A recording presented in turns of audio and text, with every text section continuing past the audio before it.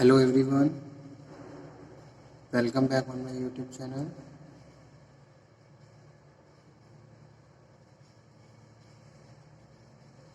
Indian economy में आज हम डिस्कशन करेंगे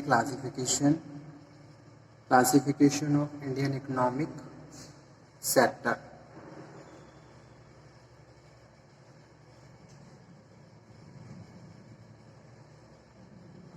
So let's cover.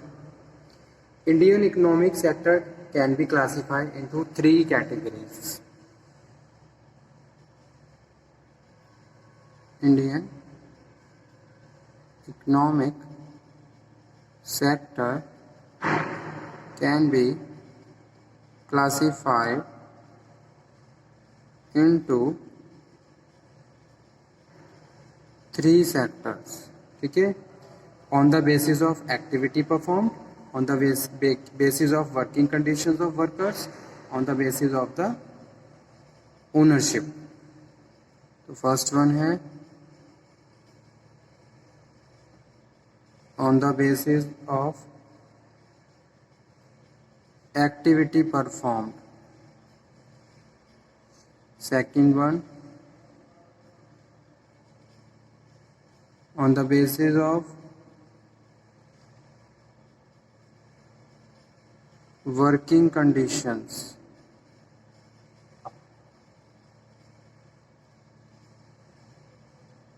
of workers. और थर्ड वन है on the basis of ownership. ठीक है, on the basis of activity performed, primary sector, secondary sector.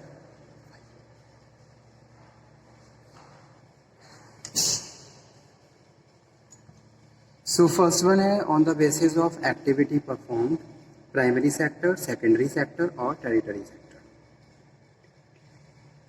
Okay,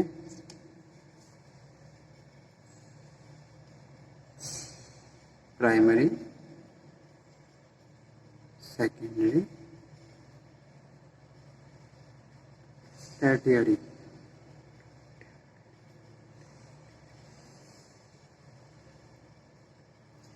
Primary sector involve the activity which are generally undertaken direct by using natural resources. ठीक है, जैसे कि agriculture से related है, mining है, fisheries है.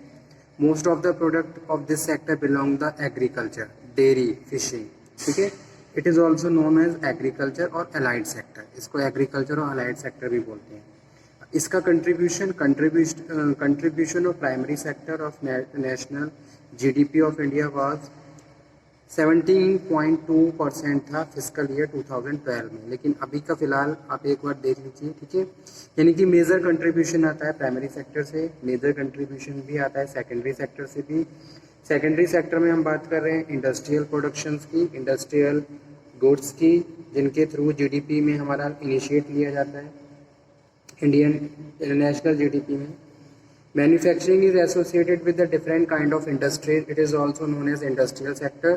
तो जो सेकेंडरी सेक्टर है इसको इंडस्ट्रियल सेक्टर भी कहा जाता है. ठीक है, इसी तरीके से टर्टियरी सेक्टर्स होता है बिजनेस रिलेटेड एक्टिविटी, जैसे कि बैंकिंग है, फाइनेंस, इस तरीके की सर्विस है, फाइनेंशियल सर्विसेज है, एजुकेशनल सर्विसेज है, मैनेजमेंट कंसल्टेंसी है, telephone, IT goods, example of service sector. तो ये सारे किसके, ये सर्विस सेक्टर भी कहते हैं इसको, सर्विस सेक्टर. ठीक है, अब इसी तरीके से प्राइमरी सेक्टर में भी ग्रेटर कंट्रीब्यूशन, प्राइमरी सेक्टर से भी मेजर कंट्रीब्यूशन होता है नेशनल ग्रॉस डोमेस्टिक प्रोडक्ट में, सेकेंडरी से भी और सर्विस सेक्टर से भी. ठीक है, अब उसके बाद सेकंड वन है जो कि है on the basis of the working capital, working conditions of the workers. Okay, तो यहाँ पे हम ऑर्गेनाइज्ड और अनऑर्गेनाइज्ड की बात कर रहे हैं. Organised, unorganised. ठीक है, organised sector generally all enterprises which are either register और come under the review of Indian factories act 1948, mine और मिनरल्स. ठीक है, तो ये क्या है, ऑर्गेनाइज सेक्टर्स हैं जो एक्ट के अकॉर्डिंग रन करती हैं, लॉ के अकॉर्डिंग. सेंट्रल और स्टेट और sales tax act, shop and establishment act of the state government, are defined the part of the organise sector. ठीक है, इसमें गवर्नमेंट कंपनीज को भी इंक्लूड किया जाता है, डिपार्टमेंटल एंटरप्राइजेस को, पब्लिक सेक्टर कॉरपोरेशंस को। इसी तरीके से सेकंड होता है अनऑर्गेनाइज्ड। अनऑर्गेनाइज्ड में कैजुअल वर्कर्स जैसे कि self employed persons in organise sectors, private households, other employed in organised and unorganised enterprises, जो कि organised unorganised sectors largely remain outside the control of the government होती है। ठीक है,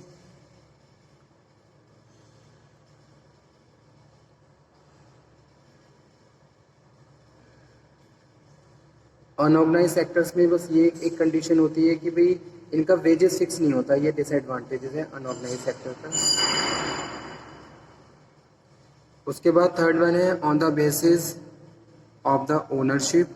तो इसमें हम पब्लिक सेक्टर और प्राइवेट सेक्टर को इंक्लूड करते हैं, पब्लिक सेक्टर और प्राइवेट सेक्टर। ठीक है, public sector enterprise and organisation which is owned by the public authorities including central, state or local authorities to extend 50% or more.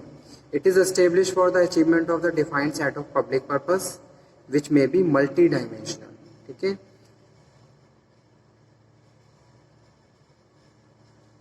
जैसे कि बात करें इंडिपेंडेंस की, आज़ादी के बाद India was a very poor country. India needed to huge amount of money to set up the manufacturing plant, basic item like iron, steel, aluminum, fertilizers industries, cement industries.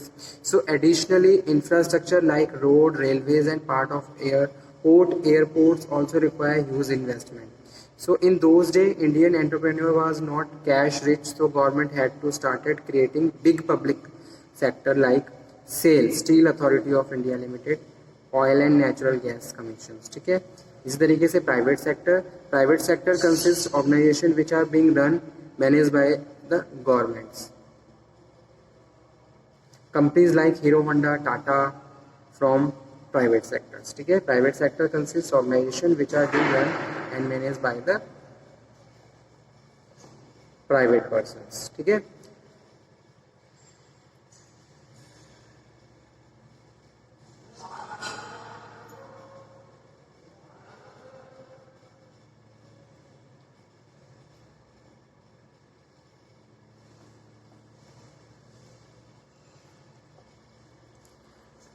अब आगे एक टर्म और समझ लेते हैं, नेशनल इनकम क्या है। वैसे तो आपने ये समझ ही रखा है और आपको पता भी है। National income is a measure of value of goods, measure of value of goods and services produced in economy during a given period of time. ठीक है, नेशनल इनकम क्या है? National income is measure of the value of goods and services जो भी produce हो रहे हैं given period time में। इसे ठीक है, so this suggest that labour and capital of a country working on the natural resources certain net amount of goods and services aggregates of which is known as national income or national product. इनको national income या national product कहते हैं। National income can be real और nominal, दोनों हो सकती है। Nominal national income refers to the current year production of goods and services. ठीक है, और real national income refers to the current year production of goods and services value at a base year prices. ठीक है, यानी कि base year के prices के साथ। So there are various concepts which are related to the national income which is used to economists to, and all these concepts are interrelated। जैसे कि GDP है, GNP क्या होता है, what is GDP? तो सबसे पहले हम समझेंगे GDP क्या होता है।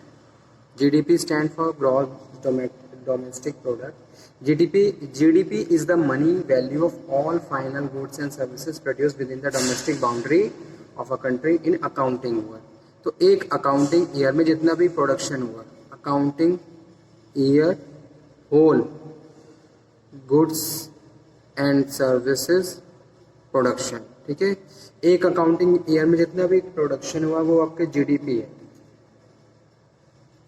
And output is valued at the market prices, और जो आउटपुट निकल रहा है वो मार्केट प्राइस पे वैल्यूड किया जाता है. So GDP include it record only the value of final goods. जो फाइनल गुड्स है, फिनिश गुड्स हैं, वो जीडीपी में काउंट होते हैं. The value of intermediate goods should not be included into GDP.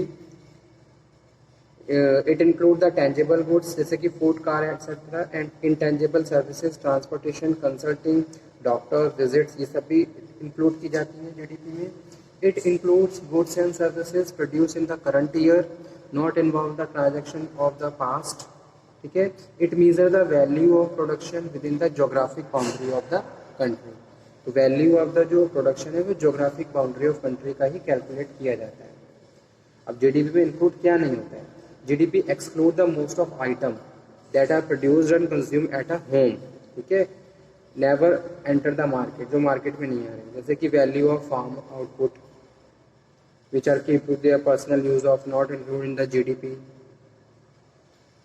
It exclude item produced and sold illegally, जैसे कि drugs है, ब्लैक मार्केटिंग है, तो वो भी जीडीपी में काउंट नहीं होते हैं. ठीक है. इसी तरीके से जीएनपी क्या होता है. GNP gross national product, the total value of all final goods and services produced by the citizens of the country in specified period of time.